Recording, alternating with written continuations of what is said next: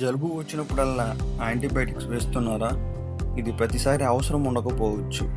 Azithromycin, amoxicillin, ciprofloxacin వంటి antibiotics bacteria ఇన్ఫెక్షన్లో ఉపయోగపడుతుంది. కానీ చాలామంది జలుబు లేదా వైరల్ ఫీవర్కి కూడా యాంటీబయాటిక్స్ వాడుతున్నారు. ఫార్మసీ నుండి ప్రిస్క్రిప్షన్ లేకుండా వాడుతారు. 3 రోజుల కోర్సు పూర్తయ్యేలోపు ఆపేస్తారు. ఇలా తప్పుగా యాంటీబయాటిక్స్ వాడితే యాంటీబయాటిక్ రెసిస్టెన్స్ పెరుగుతుంది. భవిష్యత్తులో మందు పనిచేయకపోవచ్చు. అన్నెసరీ సైడ్ ఎఫెక్ట్స్ రావచ్చు. గమనించండి, ప్రతి ఫీవర్కి యాంటీబయాటిక్స్ అవసరం ఉందా లేదా అనేది డాక్టర్ సూచిస్తారు. వైరల్ ఇన్ఫెక్షన్లో యాంటీబయాటిక్స్ ఉపయోగపడకపోవచ్చు. డాక్టర్ చెప్పిన రోజుల వరకు పూర్తి కోర్సు తీసుకోవాలి.